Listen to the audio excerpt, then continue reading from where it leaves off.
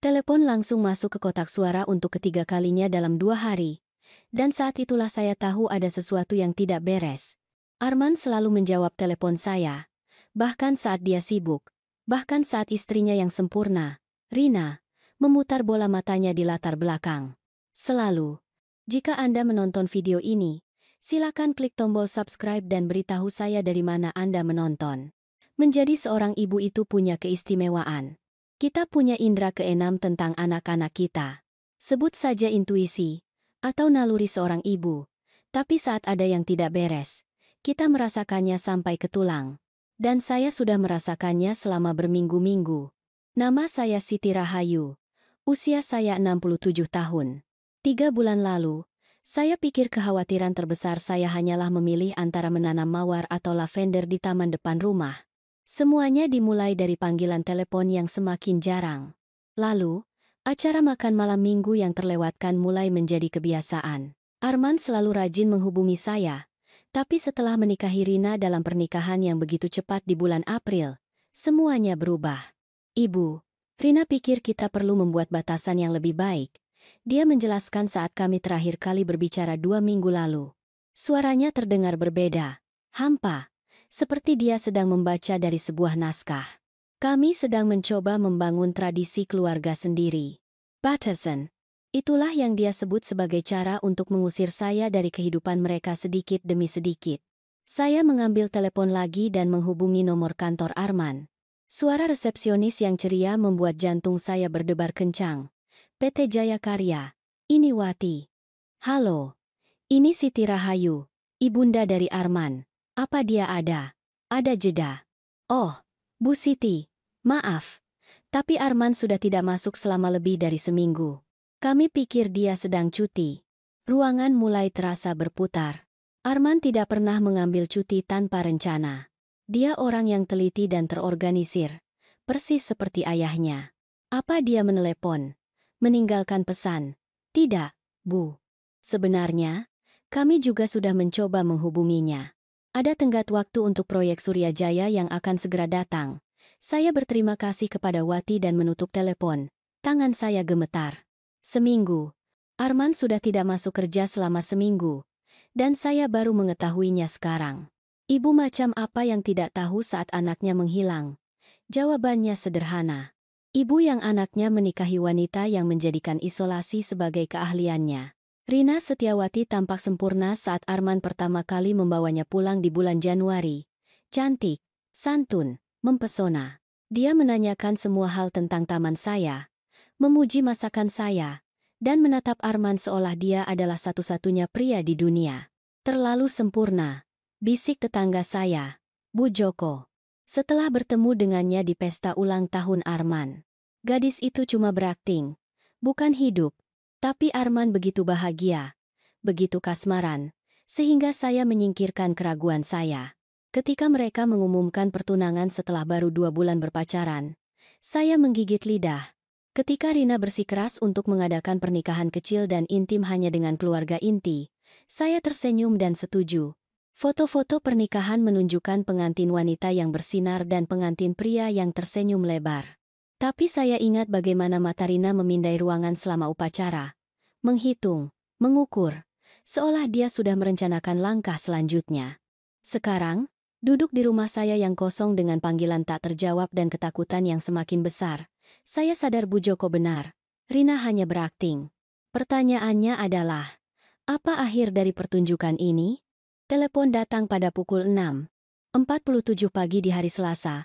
Mengejutkan saya dari tidur nyenyak pertama yang saya dapatkan selama beberapa hari terakhir. Nama Rina menyala di layar ponsel saya, dan jantung saya berdebar kencang. Bu Siti? Ini Rina. Suaranya datar, tanpa emosi. Tidak ada air mata, tidak ada kepanikan, hanya efisiensi yang dingin. Rina, terima kasih Tuhan. Saya sudah mencoba menghubungi kalian berdua selama berhari-hari. Di mana Arman? Keheningan membentang di antara kami seperti jurang. Ketika dia akhirnya berbicara, kata-katanya menghantam saya seperti pukulan fisik. Arman meninggal. Bu Siti. Kecelakaan mobil di Tol Cipularang. 3 hari lalu. Ponsel saya terlepas dari tangan dan jatuh ke lantai dapur. Meninggal. Arman saya. Meninggal. Saya buru-buru mengambil telepon. Pandangan saya kabur. Rina. Saya turut berduka. Ya Tuhan. Kapan pemakamannya? Saya harus segera memesan tiket. Saya harus. Pemakamannya kemarin. Suaranya memotong kepanikan saya seperti es. Hanya keluarga dekat. Itu yang Arman inginkan. Kemarin. Pemakamannya kemarin. Dan dia baru memberitahu saya sekarang. Anak saya sudah dimakamkan. Dan saya tidak ada di sana. Apa maksudmu keluarga dekat? Saya ibunya. Bu Siti, saya mengerti Anda kesal. Tapi Anda harus menghargai privasi kami selama masa sulit ini. Arman dan saya sudah membahas situasi ini sebelum kecelakaan. Dia ingin semuanya sederhana. Membahas situasi ini. Dia berbicara tentang kematian anak saya seolah-olah itu adalah kesepakatan bisnis. Dan Arman tidak akan pernah, selamanya, ingin saya tidak hadir di pemakamannya. Tidak akan pernah. Rina, tolong. Saya perlu tahu apa yang terjadi. Bagaimana dia meninggal? Apa dia sendirian? Apa dia? Saya harus pergi. Bu Siti, ada urusan yang harus saya selesaikan. Saya akan menelepon Anda jika saya siap untuk berbicara. Sambungan terputus. Saya duduk di lantai dapur, masih memegang telepon, mencoba mencerna apa yang baru saja terjadi. Anak saya sudah meninggal dan dimakamkan. Dan istrinya telah mengucilkan saya dari mengucapkan selamat tinggal. Wanita yang tersenyum begitu manis saat makan malam minggu kami baru saja menyampaikan berita terburuk dalam hidup saya dengan kehangatan seorang telemarketer. Ada yang tidak beres. Semuanya tentang ini salah. Saya kembali memikirkan terakhir kali saya berbicara dengan Arman 2 minggu lalu. Dia terdengar aneh, jauh, tapi tidak seperti seseorang yang sedang merencanakan pemakamannya sendiri. Dan Arman yang saya besarkan tidak akan pernah setuju untuk mengucilkan saya dari apapun, apalagi perpisahan terakhirnya. Selama beberapa hari berikutnya, saya menelepon Rina berulang kali. Setiap panggilan langsung masuk ke kotak suara. Saya mencoba menghubungi teman-teman Arman, tetapi tidak ada dari mereka yang mendengar tentang kecelakaan itu. Rekan kerjanya juga sama terkejutnya ketika saya menyampaikan berita itu. Bu Siti, Anda yakin? Tanya Tomo, rekan bisnis Arman. Kami punya 3 proyek yang aktif. Arman tidak akan menghilang begitu saja tanpa memberitahu saya. Saat itulah saya mulai membuat panggilan yang akan mengubah segalanya. Saya menelepon kepolisian daerah Jawa Barat, kantor Syerif Kabupaten Karawang, dan akhirnya kantor koroner di Jakarta. Ibu, saya butuh nomor kasus atau perkiraan tanggal kematian untuk mencari data kami. Petugas itu menjelaskan dengan sabar. 3 Juni 2024, Tol Cipularang, Arman Subagio, 29 tahun. Saya menunggu saat dia mencari. Jantung saya berdebar kencang. Semoga ada kesalahan. Semoga Arman masih hidup di suatu tempat. Marah kepada saya karena saya mencarinya. Ibu, saya tidak menemukan korban kecelakaan lalu lintas dengan nama itu pada tanggal tersebut. Apa Anda yakin dengan ejaannya? Ruangan terasa dingin. Tidak ada kecelakaan. Tidak ada surat kematian. Tidak ada jenazah. Entah Rina Setiawati berbohong tentang bagaimana anak saya meninggal, atau dia berbohong tentang kematiannya sama sekali. Saya memesan penerbangan ke Jakarta sore itu juga. Jika Rina pikir dia bisa membuat saya tidak tahu tentang kematian anak saya, dia akan tahu persis apa yang bisa dilakukan Siti Rahayu ketika seseorang mengancam keluarganya. Penerbangan memberi saya waktu 3 jam untuk berpikir. Dan pada saat kami mendarat, saya punya rencana. Pertama, saya akan mencari alamat rumah Arman dan Rina. Lalu, saya akan mendapatkan jawaban, entah Rina mau memberikannya atau tidak. Petugas penyewaan mobil adalah seorang pria muda yang ramah bernama Kevin, yang tampak tulus bersimpati ketika saya menjelaskan bahwa saya datang karena urusan keluarga. Turut berduka, Bu. Jakarta bisa sangat melelahkan saat kita sedang berduka. Anda butuh rekomendasi toko bunga? Tempat makan yang enak? Saya berterima kasih kepadanya dan berkendara ke alamat yang saya temukan online. Tangan saya mencengkeram kemudi begitu erat hingga buku-buku jari saya memutih. Arman dan Rina tinggal di perumahan elit di Jakarta Selatan, dengan rumah-rumah bergaya minimalis, halaman yang sempurna, dan garasi untuk 3 mobil. Rumah mereka berada di ujung jalan buntu. BMW putih milik Rina bersinar di jalan masuk. Setidaknya ada orang di rumah.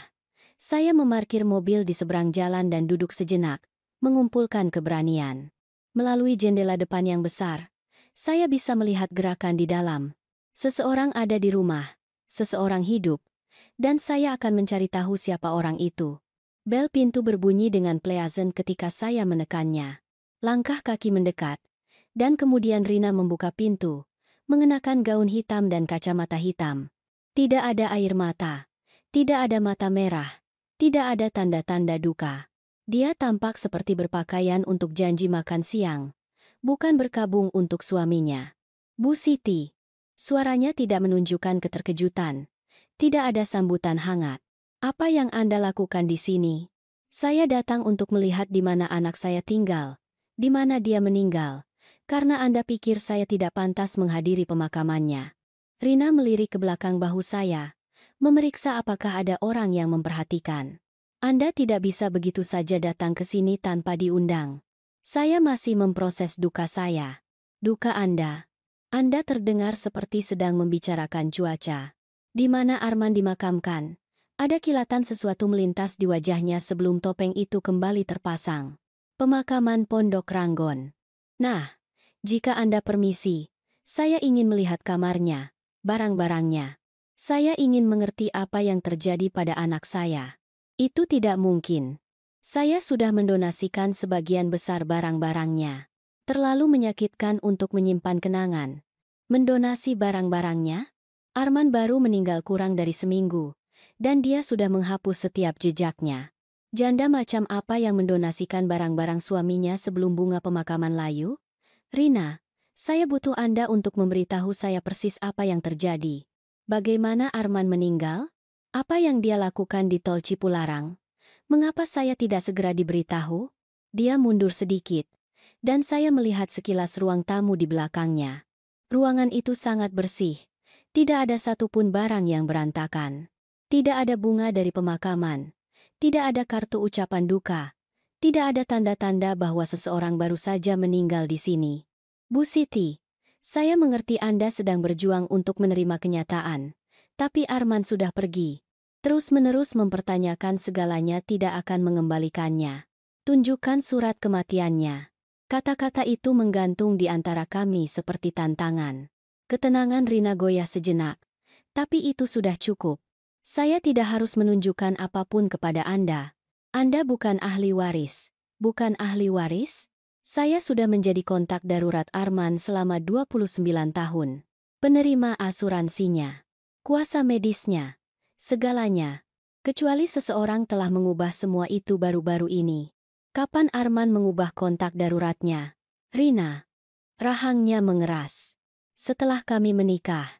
Itu yang dilakukan pasangan menikah. Dalam 4 bulan? Dia mengubah segalanya dalam 4 bulan? Tapi saya sudah tahu jawabannya. Dia mengisolasinya begitu sempurna bahkan dalam kematian. Saya telah dihapus dari hidupnya. Pemakaman Pondok Ranggon terbentang di atas bukit, dihiasi pohon-pohon rindang dan monumen-monumen yang rumit. Saya berkendara melewati gerbang dengan petunjuk dari petugas pemakaman, mencari sektor G, plot 247. Baru saja dimakamkan, Bu, kata petugas pemakaman yang sudah tua ketika saya bertanya tentang Arman. Minggu lalu. Tempat yang bagus di bawah pohon-pohon zaitun. Tetapi ketika saya menemukan sektor G, plot 2470, hanya ada rumput dan sebuah penanda sementara kecil yang tampak seperti baru ditempatkan kemarin. Tidak ada batu nisan. Tidak ada bunga. Tidak ada tanda-tanda bahwa pemakaman telah terjadi. Saya berlutut di samping penanda, membaca nama dan tanggal Arman yang ditulis dengan huruf plastik murahan. 3 Juni 2024. Tanggal yang Rina berikan kepada saya. Tapi ada yang terasa salah. Rumputnya tidak terganggu. Tidak ada indikasi bahwa tanah telah digali dan ditimbun kembali baru-baru ini. Permisi. Saya memanggil seorang petugas makam yang sedang memangkas pagar di dekatnya. Kuburan ini. Kapan pemakamannya? Dia berjalan mendekat, mempelajari penanda itu. Aneh. Saya tidak ingat ada pemakaman di sektor ini minggu lalu. Biar saya cek di kantor. 20 menit kemudian, Saya duduk di kantor pemakaman di seberang seorang direktur yang frustrasi bernama Bu Budi. Bu Siti, saya sangat menyesal atas kebingungan ini. Kami punya pembayaran untuk plot 247 atas nama anak Anda. Tapi tidak ada pemakaman yang terjadi. Plot ini dibeli Selasa lalu. Hari yang sama dengan pemakaman yang Anda katakan telah terjadi. Dibeli pada hari pemakaman yang seharusnya. Kepala saya berputar. Apakah mungkin jenazahnya dimakamkan di tempat lain? Bu Budi kembali memeriksa komputernya. Saya sudah memeriksa semua catatan kami. Tidak ada Arman Subagio yang dimakamkan di pemakaman Pondok Ranggon. Plot itu dibeli sebagai pengaturan prakebutuhan. Prakebutuhan. Merencanakan kematian yang belum terjadi. Saya kembali ke rumah Rina dengan pikiran yang berpacu. Tidak ada surat kematian. Tidak ada laporan kecelakaan. Tidak ada pemakaman yang sebenarnya. Entah Arman masih hidup di suatu tempat, atau Rina telah membunuhnya dan membuang jenazahnya di tempat lain. Kali ini, saya tidak repot-repot ke pintu depan. Saya berjalan ke halaman belakang, mengintip melalui jendela, mencari tanda-tanda anak saya. Rumah itu tampak seperti rumah contoh, seperti show unit. Tidak ada barang pribadi, tidak ada foto. Tidak ada bukti bahwa pasangan muda telah membangun kehidupan bersama, tapi di jendela kamar tidur utama, saya melihat sesuatu yang membuat darah saya membeku. Sebuah koper, sudah terisi dan diletakkan di dekat pintu. Rina tidak berduka. Dia bersiap untuk pergi. Saya sedang mengeluarkan ponsel untuk menelepon polisi ketika seorang tetangga muncul di pagar.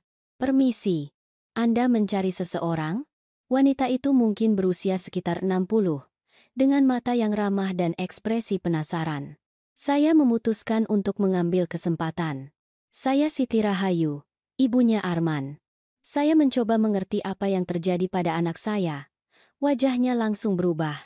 "Oh nak, maksudmu pemuda yang tinggal di sini?" Saya turut berduka. Tragedi yang begitu menyedihkan. "Anda melihat kecelakaannya?" Dia tampak bingung. "Kecelakaan? Tidak, sayang. Saya melihat ambulansnya. Rabu pagi lalu, sekitar pukul 10 pagi, mereka membawanya keluar di atas tandu, tapi dia sudah tertutup." Rina menangis, mengatakan dia mengalami semacam keadaan darurat medis. Rabu pagi, 3 hari sebelum Rina mengklaim dia meninggal dalam kecelakaan mobil di Tol Cipularang. Apa Anda tahu jenis keadaan darurat medis apa? Tidak, tapi itu aneh. Biasanya ketika seseorang mengalami serangan jantung atau stroke, Anda akan melihat para medis bekerja padanya, mencoba menyadarkannya.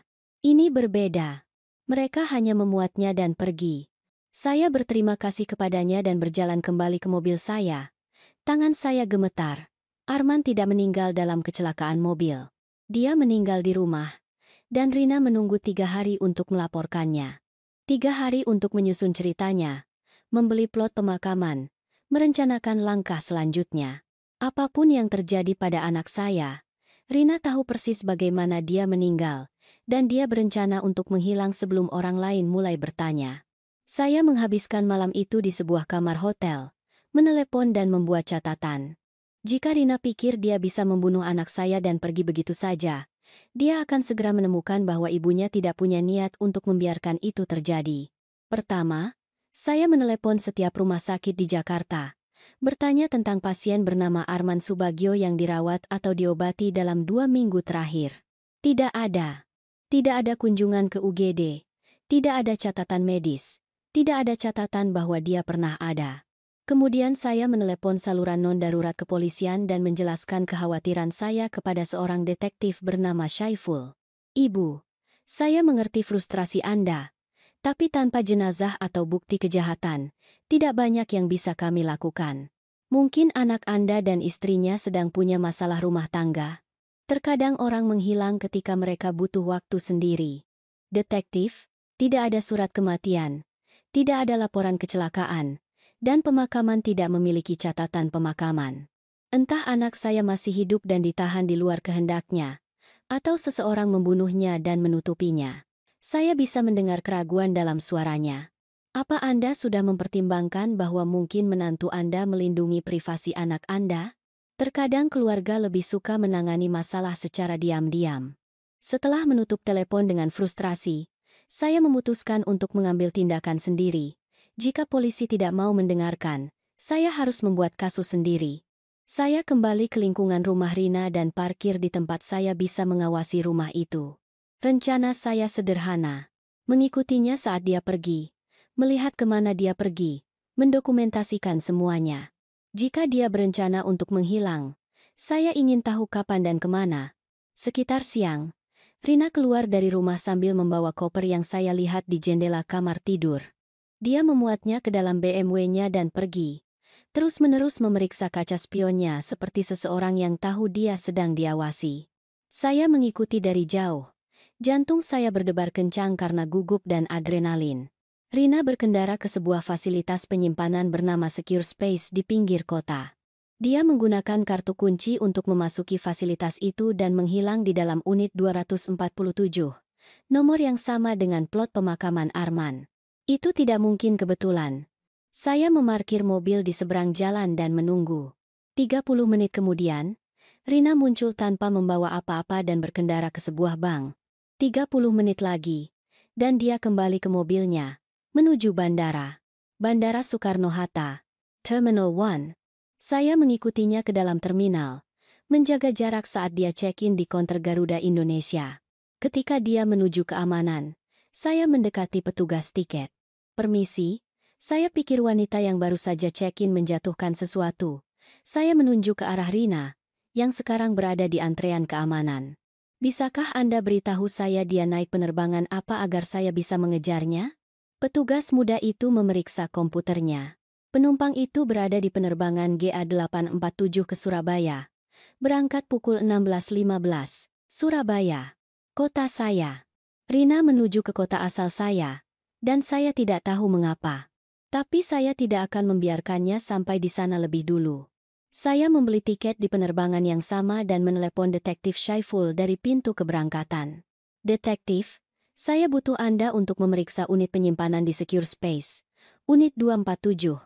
Saya yakin ada bukti terkait hilangnya anak saya. Ibu, saya tidak bisa begitu saja menggeledah unit penyimpanan berdasarkan kecurigaan Anda. Kalau begitu, dapatkan surat perintahnya.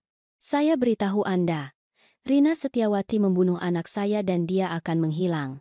Jika Anda tidak menghentikannya sekarang, Anda tidak akan pernah menemukannya.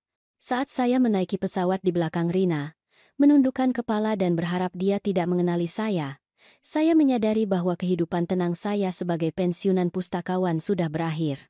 Saya akan menjadi jenis wanita yang memburu pembunuh anaknya.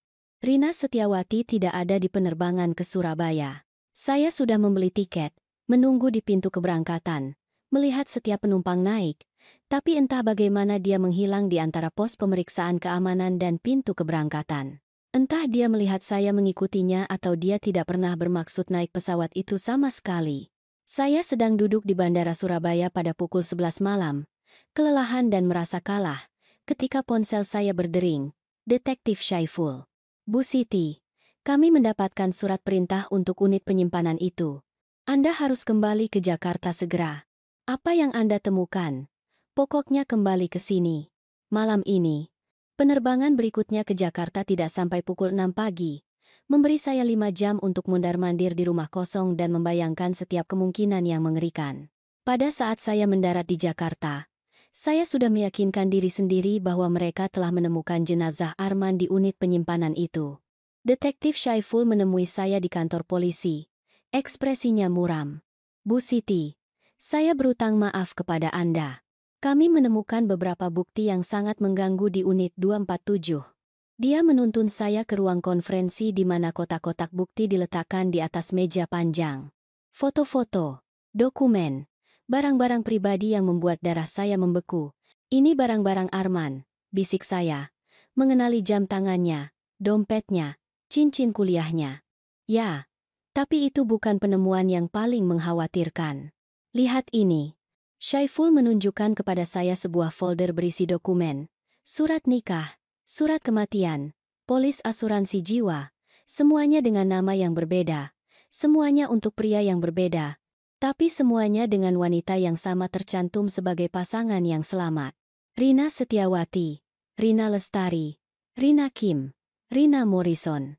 Kami telah mengidentifikasi setidaknya 4 pernikahan sebelumnya dalam 8 tahun terakhir. 3 dari suaminya meninggal dalam keadaan mencurigakan. Semuanya dalam 6 bulan setelah pernikahan. Suami keempat, Joko Lestari, selamat tapi nyaris. Dia sekarang dalam perlindungan saksi di Surabaya. 4 pernikahan, 3 suami meninggal. Anak saya seharusnya menjadi korban keempat. Detektif, di mana Arman? Apa dia hidup? Ekspresi Syaiful melunak. Bu Siti, kami menemukan jenazah Arman pagi ini. Dia dimakamkan di padang gurun di luar Cikampek. Petugas koroner memperkirakan dia sudah meninggal sekitar 10 hari. 10 hari.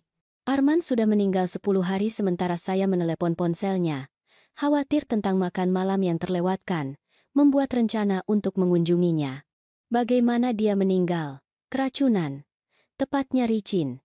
Itu racun yang berasal dari biji jarak. Sangat sulit dideteksi. Terlihat seperti penyebab alami kecuali Anda tahu apa yang harus dicari. Saya duduk di kursi ruang konferensi. Beban semuanya akhirnya menghantam saya. Anak saya meninggal. Dibunuh oleh wanita yang dia cintai dan percayai. Diracun perlahan sementara saya berada ratusan kilometer jauhnya. Tidak menyadari penderitaannya. Kami sudah mengeluarkan APB untuk Rina Setiawati. Syaiful melanjutkan. Nama aslinya adalah Margaretawati. Dia sudah melakukan ini sebelumnya. Dan dia sangat pandai menghilang. Tapi Bu Siti, tanpa kegigihan Anda, kami tidak akan pernah menemukan pola ini.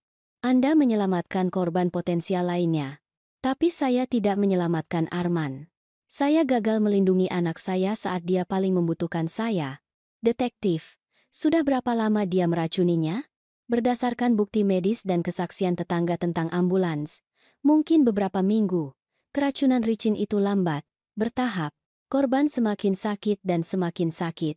Tapi itu terlihat seperti penyakit alami sampai tahap akhir. Panggilan telepon yang semakin jarang. Makan malam yang terlewatkan. Suara Arman yang terdengar aneh dan jauh selama percakapan terakhir kami. Dia tidak menjauhi saya. Dia sedang sekarat. Mungkin terlalu sakit untuk mengerti apa yang terjadi padanya. Rina telah membunuh anak saya selama berminggu-minggu. Dan saya pikir dia hanya menjauh. Syaiful meletakkan tangan dengan lembut di bahu saya. Bu Siti, anak Anda melawan ini. Dia mencoba menelepon Anda beberapa kali di hari-hari sebelum dia meninggal. Kami menemukan catatan teleponnya. Saya pikir dia tahu ada yang tidak beres. Tapi dia terlalu sakit untuk mendapatkan bantuan. Arman sudah mencoba menelepon saya. Di hari-hari terakhirnya, saat dia menderita dan takut, dia menghubungi ibunya. Tapi saya tidak ada di sana untuk menjawab. Saat saya duduk di ruang konferensi itu, dikelilingi oleh bukti pembunuhan anak saya membuat janji untuk mengenang Arman. Margaretawati mungkin telah lolos untuk saat ini, tapi saya akan memastikan dia tidak akan pernah membunuh anak orang lain lagi. Perburuan pembunuh anak saya baru saja dimulai. 3 minggu setelah pemakaman Arman, saya sedang duduk di sebuah kedai kopi di pusat kota Surabaya ketika saya melihatnya. Margaretawati, yang sebelumnya bernama Rina Setiawati, dan sebelumnya lagi istri dari 3 pria yang meninggal, sedang berdiri dalam antrean di sebuah pusat perbelanjaan. Terlihat seolah dia tidak pernah membunuh siapapun dalam hidupnya. Untuk sesaat, saya pikir saya berhalusinasi. Duka melakukan hal-hal aneh pada pikiran, dan saya sudah melihat wajah Arman di kerumunan selama berminggu-minggu. Tapi ini berbeda. Ini nyata. Dia telah mengubah rambutnya dari pirang menjadi merah kecoklatan dan sekarang memakai kacamata. Tapi saya telah menghabiskan 4 bulan mempelajari wajah itu di seberang meja makan saya. Saya tahu cara dia memiringkan kepalanya saat mendengarkan. Senyum yang dilatih yang tidak pernah mencapai matanya. Cara hati-hati dia bergerak di dunia seperti seseorang yang selalu menghitung langkah selanjutnya. Tangan saya mulai gemetar saat saya meraba-raba ponsel. Detektif Syaiful telah memberi saya nomor langsungnya dan membuat saya berjanji untuk menelepon jika saya pernah melihat sesuatu yang mencurigakan. Nah, melihat pembunuh anak saya membeli kopi 2 kilometer dari rumah saya sudah pasti masuk kategori mencurigakan. Syaiful. Detektif. Ini Siti Rahayu. Saya menemukannya. Margaretawati ada di Surabaya, di pusat perbelanjaan. Bu Siti, Anda benar-benar yakin? Kami sudah mendapat lusinan laporan palsu. Saya yakin. Cara jalannya, tingkah lakunya sama. Dia sudah mengubah penampilannya. Tapi itu pasti dia. Jangan mendekatinya. Jangan biarkan dia melihat Anda. Saya akan segera menghubungi polisi daerah Jawa Timur. Tapi saat saya melihat melalui jendela kedai kopi, Margareta sudah bergerak. Dia berjalan cepat melalui alun-alun, memeriksa bahunya setiap beberapa langkah. Seseorang yang telah menghabiskan berbulan-bulan menghindari penangkapan mengembangkan kebiasaan tertentu, dan saat ini kebiasaan itu menyuruhnya untuk lari. Saya melempar 50.000 di atas meja dan mengikuti dari jauh. Menjaga sambungan telepon saya tetap terbuka dengan Syaiful. Margareta berjalan 3 blok ke sebuah garasi parkir dan masuk ke dalam sebuah Honda Civic perak dengan plat nomor Jakarta. Identitas palsu lainnya. Kehidupan palsu lainnya. Dia mengendarai Honda perak, plat nomor Jakarta, B7492CD. Saya melaporkan saat saya bergegas ke mobil saya sendiri. Bu Siti, jangan ikuti dia. Tunggu bantuan. Tapi Margareta sudah keluar dari garasi. Dan saya tahu jika saya kehilangannya sekarang, dia akan menghilang lagi. Mungkin selamanya. Mungkin untuk membunuh pria polos lain yang mengira dia telah menemukan cinta. Saya mengikuti Honda itu melalui lalu lintas sore Surabaya. Tetap di belakang cukup jauh untuk menghindari deteksi, tapi cukup dekat untuk tetap melihatnya. Margareta mengemudi seperti seseorang yang tahu kota itu. Mengambil jalan-jalan kecil dan memotong melalui lingkungan dengan kepercayaan diri seseorang yang telah merencanakan rute pelarian. Setelah 20 menit, dia masuk ke tempat parkir sebuah kompleks apartemen sederhana di Surabaya Timur. Saya parkir di seberang jalan dan melihat saat dia naik ke lantai 2 dan menghilang ke dalam unit 237. Alamat lain, rumah sementara lainnya. Berapa banyak apartemen yang dia sewa dengan nama palsu? Berapa banyak kehidupan yang dia bangun dan buang ketika mereka tidak lagi melayaninya? Saya menelepon Syaiful kembali dengan alamat itu dan bersiap untuk menunggu. Margareta mungkin berpikir dia aman, tapi dia telah melakukan satu kesalahan fatal. Dia datang ke kota saya, di mana saya tahu setiap jalan pintas, setiap tempat di mana seseorang mungkin bersembunyi. Setelah 1 jam, 3 mobil polisi Surabaya tiba dengan tenang. Tidak ada sirene atau lampu berkedip. Saya melihat dari mobil saya saat mereka mengepung bangunan itu dan menempatkan petugas di semua pintu keluar. Detektif Tono dari polisi daerah Surabaya mendekati mobil saya. Bu Siti, saya berkoordinasi dengan detektif Syaiful di Jakarta. Kami akan membutuhkan Anda untuk membuat identifikasi positif ketika kami membawanya keluar. Dia tidak akan keluar dengan tenang, kata saya. Margareta Wati telah membunuh setidaknya 3 pria dan mencoba membunuh yang keempat. Dia akan punya rencana pelarian. Tono mengangguk. Kami siap untuk kemungkinan itu. Apa dia melihat Anda hari ini? Saya rasa tidak. Tapi dia paranoid, terus-menerus mengawasi ancaman. Itulah cara dia tetap selangkah di depan penegak hukum selama 8 tahun. 8 tahun. Kami pikir pola ini dimulai 5 tahun lalu. Cek lebih dalam. Saya sudah meneliti latar belakangnya. Mungkin ada korban yang belum Anda temukan. Saat kami berbicara, saya melihat gerakan di jendela lantai 2 Margareta. Dia sedang mengemas barang lagi, melempar barang-barang ke dalam koper dengan efisiensi seseorang yang sudah melakukan ini berkali-kali sebelumnya. Detektif, dia bersiap untuk lari. Sekarang, Tono memberitahu timnya melalui radio, dan dalam beberapa menit, para petugas bergerak menuju bangunan itu. Tapi Margareta sudah selangkah di depan mereka. Sebuah tangga darurat jatuh di belakang bangunan, dan saya melihat sekilas rambut merah kecoklatan saat dia turun dengan satu tas. Pintu keluar belakang. Saya berteriak, menunjuk ke arah gang. Tapi Margareta telah merencanakan dengan baik. Sebuah sepeda motor sudah menunggu di gang. Kuncinya ada di tempatnya. Dia melemparkan kakinya ke atas motor dan menyalakannya tepat saat petugas pertama berbelok di sudut. Sepeda motor itu melaju kencang, menyelinap di antara mobil-mobil yang diparkir dan menghilang ke dalam lalu lintas. Margareta Wati telah lolos lagi. Tapi kali ini, saya telah melihat metodenya. Dia sistematis, siap, selalu selangkah di depan karena dia merencanakan setiap kemungkinan. Tapi dia juga mengungkapkan sesuatu yang penting. Dia masih berada di Surabaya, yang berarti dia belum selesai di sini. Ada sesuatu yang membuatnya tetap di kota itu. Sesuatu yang sebanding dengan risiko tetap dekat dengan keluarga Arman. Sesuatu itu, saya sadari dengan ketakutan yang semakin besar. Mungkin adalah saya.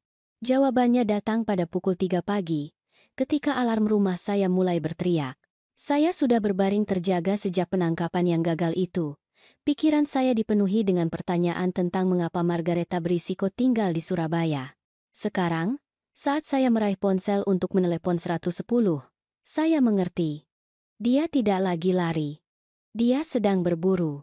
Sistem alarm menunjukkan ada pembobolan di pintu dapur. Tetapi pada saat polisi tiba, Margareta sudah pergi. Dia meninggalkan sesuatu. Meskipun diletakkan di atas meja dapur saya seperti sebuah kartu nama. Cincin kuliah Arman. Cincin yang sama yang saya lihat di kotak bukti di kantor polisi Jakarta.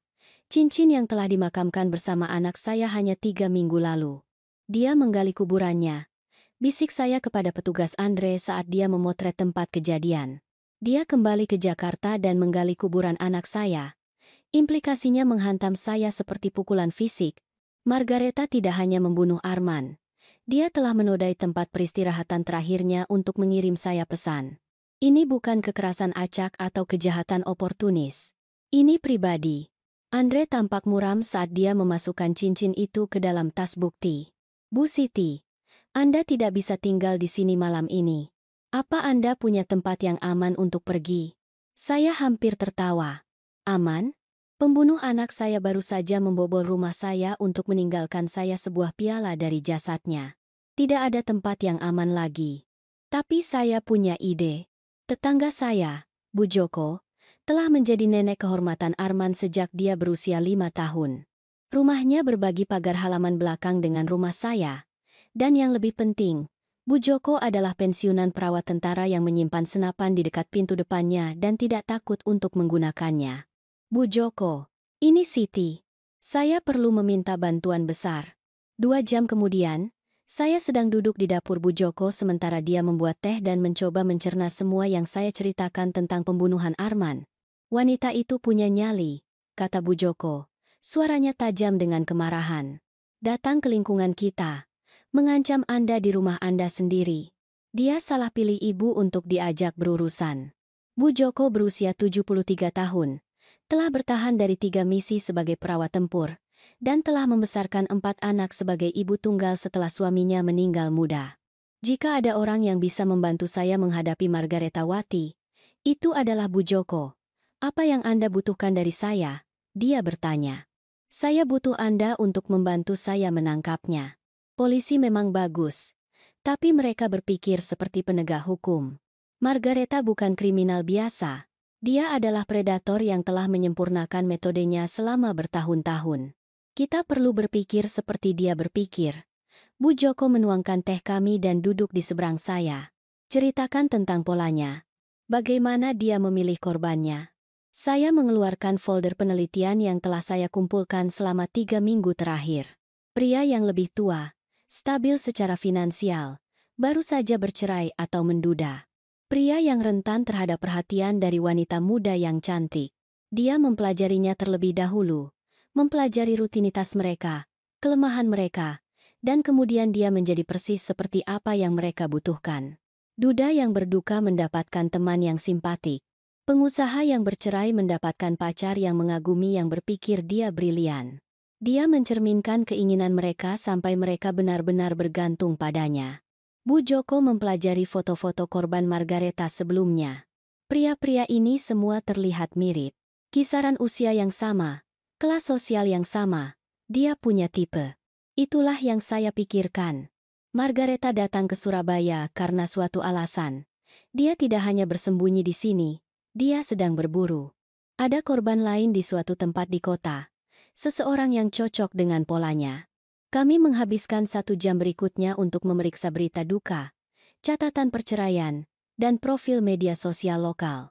Surabaya adalah kota besar, tapi profil korban Margareta cukup spesifik untuk mempersempit pencarian. Bagaimana dengan dia?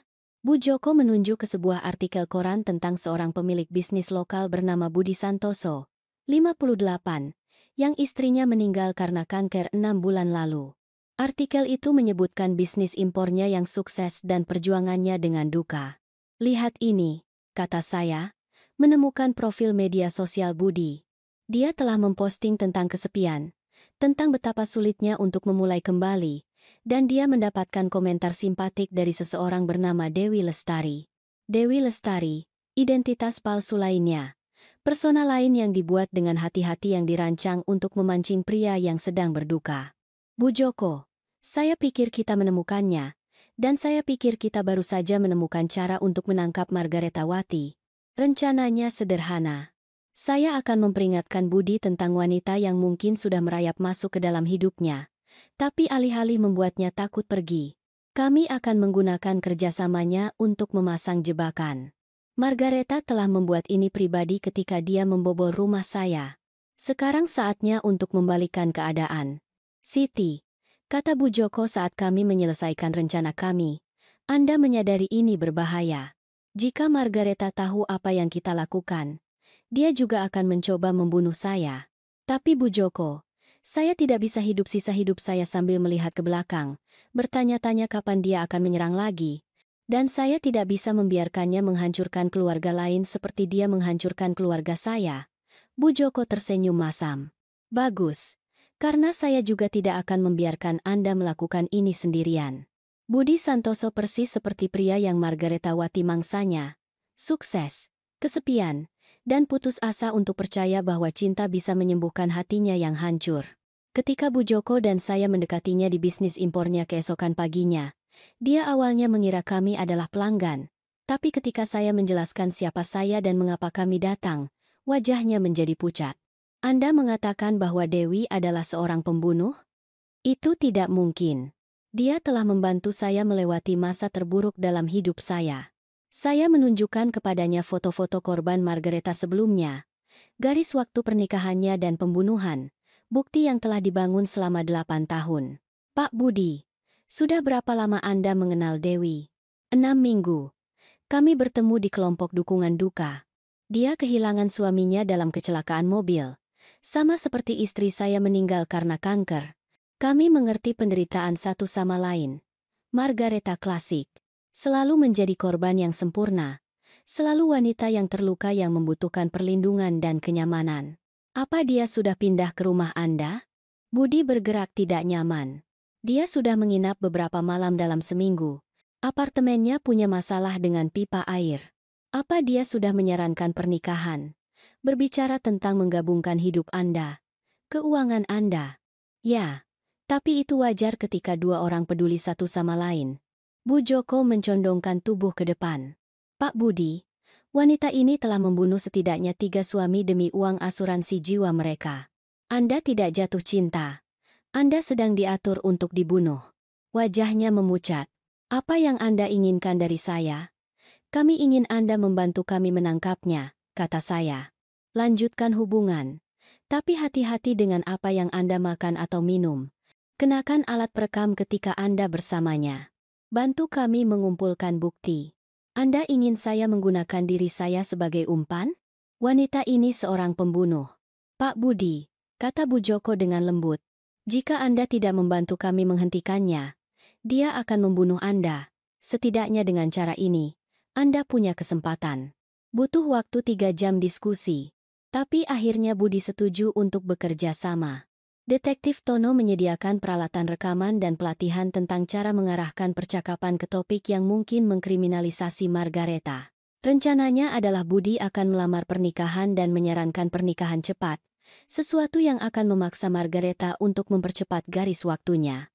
Jika dia berencana untuk membunuhnya, prospek akses langsung ke asetnya akan membuatnya ceroboh. Selama seminggu berikutnya, saya mengawasi dari sebuah van pengintaian saat Budi memainkan perannya dengan sempurna. Dia berbicara tentang memperbarui surat wasiatnya, tentang bagaimana Dewi telah memberikan makna baru pada hidupnya, tentang ingin memulai kembali dengan seseorang yang mengerti kehilangan. Margaretha, yang berperan sebagai Dewi Lestari, merespons persis seperti yang diprediksi. Dia menyarankan upacara kecil, Hanya mereka berdua, diikuti dengan bulan madu di mana mereka bisa memulai hidup baru bersama. Dia bergerak cepat, Detektif Tono mengamati, saat kami mendengarkan percakapan makan malam mereka. Biasanya, dia menunggu setidaknya 3 bulan sebelum menyarankan pernikahan. Ada sesuatu yang membuatnya panik, kata saya. Mungkin penangkapan yang gagal. Mungkin pembobolan di rumah saya. Dia merasakan tekanan. Pada Kamis malam, tekanan itu menjadi jelas. Budi meninggalkan mikrofonnya saat dia pergi ke kamar mandi, dan kami mendengar Margareta menelepon. Saya perlu mempercepat garis waktu, katanya kepada siapapun di ujung sana. Ada terlalu banyak masalah di sini. Saya akan menyelesaikan pekerjaan ini dan menghilang secara permanen. Selesaikan pekerjaan ini. Dia berencana untuk membunuh Budi Santoso segera. Kita harus menangkapnya sekarang, kata Tono, meraih radionya. Tunggu, kata saya. Dia terlalu pintar untuk meninggalkan bukti bertebaran. Kita butuh dia untuk benar-benar mencoba melakukan pembunuhan, atau dia akan lolos dengan bukti yang tidak memadai. Bu Siti, kita tidak bisa membiarkannya meracuni Pak Budi. Kita tidak akan membiarkannya, tapi kita butuh menangkapnya saat beraksi, atau dia hanya akan menghilang dan mencari korban lain di kota lain. Malam itu, Budi mengundang Margareta untuk makan malam di rumahnya. Tempat itu dikelilingi oleh petugas yang menyamar, dan Budi mengenakan alat perekam dan kamera kecil. Setiap makanan dan minuman diawasi, dengan Bu Joko dan seorang paramedis polisi siaga dengan penawar untuk berbagai racun. Margareta tiba dengan sebotol anggur dan sebuah kaserol yang dia buat khusus untuk Budi. Melalui rekaman pengawasan, saya melihat dia menyajikan kaserol dan menuangkan anggur, mendorongnya untuk makan sementara dia sendiri hampir tidak menyentuh piringnya. Perilaku klasik, bisik para medis itu. Dia mencampurkan sesuatu di makanan itu. Kami menunggu sampai Margareta permisi ke kamar mandi, lalu kami bergerak. Petugas masuk melalui pintu belakang sementara Budi dengan cepat menuangkan anggurnya ke dalam wadah tersembunyi dan menukar piringnya dengan piring bersih yang telah disiapkan Bu Joko. Ketika Margareta kembali, dia tampak gugup, tapi melanjutkan sandiwaranya. Dia berbicara tentang masa depan mereka bersama, tentang bulan madu yang mereka rencanakan, tentang betapa dia mencintainya. 20 menit kemudian, dia mulai memeriksa jam tangannya. Budi, Anda tampak lelah. Mungkin Anda harus berbaring. Saya memang merasa sedikit pusing, kata Budi, mengikuti naskah yang telah kami latih. Tapi saya yakin itu hanya karena gembira tentang pernikahan kita besok. Mata Margareta berbinar. Tentu saja. Sini. Biar saya bantu Anda ke kamar tidur. Saat dia membantu Budi berdiri, suara Detektif Tono terdengar melalui alat pendengar kami. Masuk. Sekarang. Pintu depan terbuka saat petugas mengerumuni rumah itu. Persona yang dibangun dengan hati-hati oleh Margareta hancur seketika. Wajahnya berubah dari pacar yang penuh kasih menjadi pembunuh berdarah dingin dalam hitungan detik. Anda menjebak saya. Dia menggeram pada Budi. Semua kepura-puraan hilang. Nyonya Margareta Wati, kata Detektif Tono, mengeluarkan borgolnya. Anda ditangkap atas pembunuhan Arman Subagio dan percobaan pembunuhan Budi Santoso.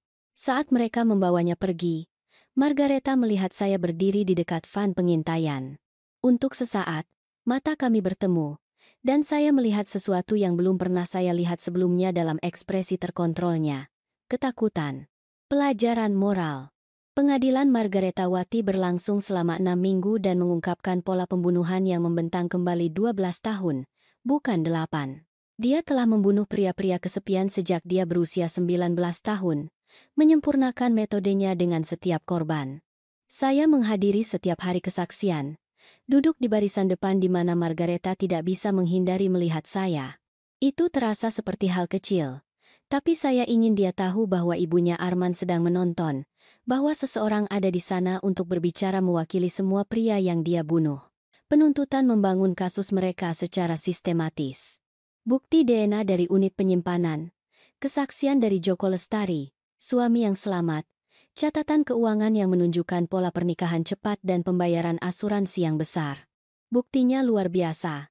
Tapi kesaksian Budi Santoso yang menyegel nasibnya. Dia bilang dia mencintai saya. Katanya dari kursi saksi, Suaranya mantap meskipun beban emosional dari kata-katanya. Dia bilang kita akan menua bersama, bahwa dia akan merawat saya selamanya. Sementara itu dia merencanakan kematian saya. Pengacara pembela Margareta mencoba melukiskannya sebagai korban sendiri, seorang wanita yang menderita trauma masa kecil dan membuat pilihan yang buruk. Tapi juri tidak percaya. Ketika Anda telah membunuh setidaknya 6 orang selama 12 tahun, mengklaim sebagai korban menjadi hal yang sulit untuk dijual. Laporan toksikologi pada kasrol yang dia siapkan untuk Budi menunjukkan kadar ricin yang mematikan, racun yang sama yang telah membunuh Arman. Dia telah berencana untuk melihat Budi meninggal perlahan, mungkin sambil berperan sebagai pacar yang setia, membawanya ke rumah sakit, menangis di depan kamera. Pada hari vonis, saya diberi kesempatan untuk menyampaikan pernyataan dampak korban. Saya sudah menyiapkan apa yang akan saya katakan selama berminggu-minggu, tapi ketika saya berdiri di ruang sidang itu dan menatap Margareta Wati, hanya satu hal yang penting. Yang mulia, Margareta Wati tidak hanya membunuh anak saya. Dia membunuh masa depan yang seharusnya kami bagi bersama. Cucu-cucu yang tidak akan pernah saya gendong. Hari-hari raya yang tidak akan pernah kami rayakan. Panggilan telepon yang tidak akan pernah datang. Dia membunuh Arman secara perlahan, selama berminggu-minggu, sementara dia mempercayainya sepenuhnya. Itu bukan hanya pembunuhan, itu penyiksaan. Saya berbalik untuk menghadapi Margareta secara langsung. Anda memilih untuk menjadi predator. Anda memilih untuk memburu pria baik yang hanya bersalah karena kesepian. Anda memilih untuk menghancurkan keluarga demi uang. Dan Anda memilih untuk mengejar saya ketika saya mengancam untuk membongkar Anda. Setiap pilihan yang Anda buat adalah disengaja, terhitung, dan jahat. Margareta menatap balik kepada saya. Ekspresinya tidak terbaca. Bahkan menghadapi hukuman penjara seumur hidup, dia tidak menunjukkan penyesalan. Tidak ada pengakuan bahwa korbannya adalah manusia dengan keluarga yang mencintai mereka. Tapi ini yang tidak Anda perhitungkan. Saya melanjutkan. Anda tidak memperhitungkan seorang ibu yang tidak akan pernah berhenti berjuang untuk anaknya. Anda meremehkan apa yang terjadi ketika Anda mengancam keluarga seseorang. Dan Anda pikir Anda bisa mengintimidasi saya untuk menyerah dan pergi. Saya tersenyum padanya saat itu. Dan untuk pertama kalinya, saya melihat ketenangannya sedikit retak. Anda salah tentang semuanya. Hakim menjatuhkan hukuman penjara seumur hidup kepada Margareta Wati tanpa kemungkinan pembebasan bersyarat. Saat mereka membawanya pergi dengan belenggu, dia mencoba satu manipulasi terakhir, memanggil saya. Bu Siti, saya harap Anda bisa menemukan di hati Anda untuk memaafkan saya. Arman sering berbicara tentang Anda. Dia sangat mencintai Anda. Saya tidak menanggapi. Margareta Wati telah menghabiskan 12 tahun mempelajari cara memanipulasi emosi orang, cara menemukan kerentanan mereka dan memanfaatkannya. Dia pikir mengungkit kenangan Arman akan menyakiti saya, akan memberinya semacam kemenangan terakhir. Tapi dia juga salah tentang itu. Arman memang mencintai saya, dan cinta itu telah memberi saya kekuatan untuk memburu pembunuhnya dan memastikan dia tidak akan pernah bisa menyakiti orang lain lagi. Setelah persidangan, Detektif Syaiful menemukan saya di tempat parkir gedung pengadilan. Bu Siti, saya ingin berterima kasih secara pribadi. Tanpa kegigihan Anda, Margareta Wati masih akan di luar sana membunuh orang. Anda menyelamatkan nyawa. Saya hanya melakukan apa yang akan dilakukan setiap ibu, kata saya. Tidak, jawabnya. Kebanyakan orang akan menerima cerita resmi dan melanjutkan hidup. Anda berjuang ketika semua orang menyuruh Anda untuk menyerah. Itu membutuhkan keberanian yang istimewa. Mungkin dia benar. Mungkin memburu pembunuh anak Anda membutuhkan keberanian yang istimewa. Atau mungkin itu hanya membutuhkan menjadi seorang ibu yang menolak membiarkan kejahatan menang. Bagaimanapun, Margareta Wati akan menghabiskan sisa hidupnya di dalam sel, dan Arman akhirnya bisa beristirahat dengan tenang. 6 bulan setelah vonis Margareta, saya menerima panggilan telepon tak terduga yang akan mengubah segalanya untuk terakhir kalinya. Bu Siti, ini Detektif Ayu. Dari unit kasus dingin polisi daerah Surabaya, kami telah meninjau beberapa berkas lama, dan kasus anak Anda telah membuka pintu untuk investigasi yang sudah kami tangani selama bertahun-tahun. Saya berada di taman, Menanam mawar di tempat di mana Arman telah membuatkan saya teralih ketika dia berusia 16 tahun. Ironisnya, akhirnya saya bisa menanam mawar yang saya perdebatkan setahun yang lalu, saat kekhawatiran terbesar saya adalah desain taman. Investigasi macam apa? Detektif. Kami telah menghubungkan Margaretawati dengan setidaknya 4 pembunuhan tambahan di 3 provinsi. Pria yang meninggal dalam keadaan mencurigakan antara 2010 dan 2015, sebelum dia mulai menggunakan identitas Setiawati. Investigasi Anda memberi kami pola yang kami butuhkan untuk menghubungkan kasus-kasus itu. 4 keluarga lagi yang akhirnya akan mendapatkan jawaban. 4 pria lagi yang kematiannya tidak lagi menjadi misteri. Ada hal lain. Detektif Ayu melanjutkan. Kami menemukan bukti bahwa Margareta punya seorang partner. Seseorang yang membantunya mengidentifikasi target dan membuat identitas palsu. Seseorang yang masih di luar sana. Seorang partner. Margareta tidak bekerja sendirian. Detektif, apa yang Anda butuhkan dari saya? Sebenarnya, Bu Siti, kami berharap Anda mungkin mempertimbangkan untuk bergabung dengan Satuan Tugas Kasus Dingin kami sebagai konsultan. Wawasan Anda tentang pola perilaku Margareta sangat berharga. Dan terus terang, Anda berpikir seperti predator lebih baik daripada kebanyakan penyelidik terlatih. Saya hampir tertawa. Setahun yang lalu, saya adalah pensiunan pustakawan yang tantangan terbesarnya adalah berurusan dengan denda keterlambatan buku. Sekarang polisi meminta saya untuk membantu memburu pembunuh berantai. Apa yang akan dilibatkan? Meninjau kasus-kasus lama, mencari pola yang mungkin menunjukkan pembunuhan gaya Margareta, membantu kami mengerti bagaimana predator-predator ini memilih dan mendekati korban mereka. Anda telah mengembangkan keahlian yang kami butuhkan. Saya melihat sekeliling taman saya, di rumah di mana saya membesarkan Arman, di kehidupan yang telah saya bangun dan hilangkan dan perlahan-lahan saya bangun kembali. Selama berbulan-bulan, saya telah mengambang, tidak yakin apa yang harus dilakukan dengan sisa hidup saya.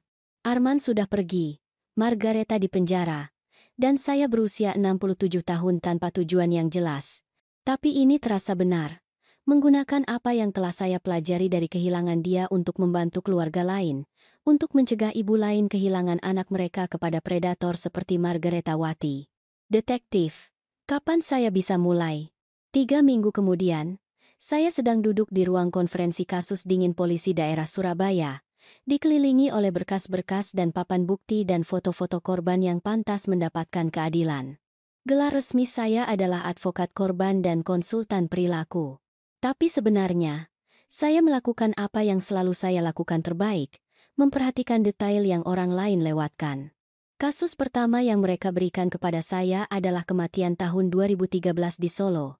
David, 54, telah meninggal karena keracunan makanan yang jelas 2 bulan setelah menikahi seorang wanita bernama Patricia.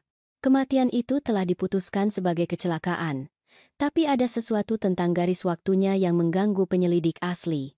Saya mempelajari latar belakang Patricia dan menemukan pola yang sama, duda yang berduka, romansa yang cepat, pernikahan yang singkat, kematian yang mencurigakan. Tapi kali ini, saya punya keuntungan untuk tahu apa yang harus dicari. Dia mengubah metodenya, kata saya kepada satuan tugas. Margareta menggunakan racun karena sulit dideteksi dan terlihat seperti penyebab alami. Patricia menggunakan keracunan makanan karena itu bahkan lebih umum dan bahkan kurang mencurigakan.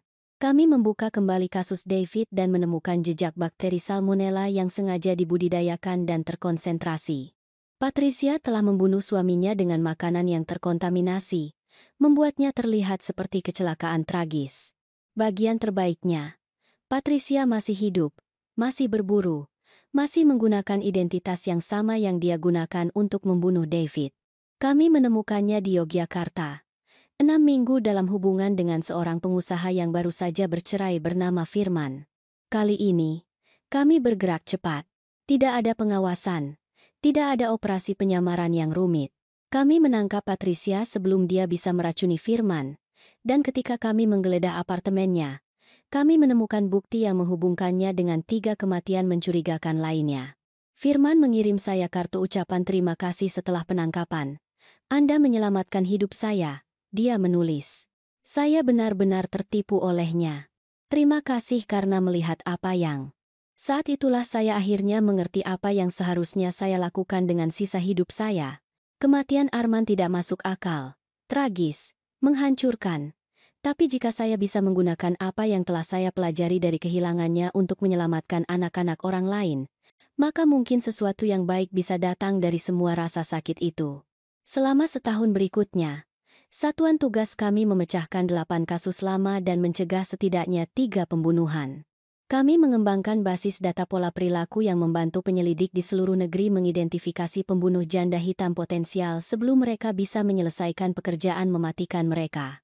Margareta Wati mungkin telah mengambil anak saya dari saya, tapi dia juga memberi saya sesuatu yang tidak terduga, sebuah tujuan yang lebih besar dari duka saya sendiri, sebuah cara untuk menghormati kenangan Arman dengan melindungi keluarga lain. Pada ulang tahun pertama kematian Arman, saya mengunjungi makamnya di pemakaman Pondok Ranggon. Batu nisan yang saya pilih sederhana. Suaramu berarti.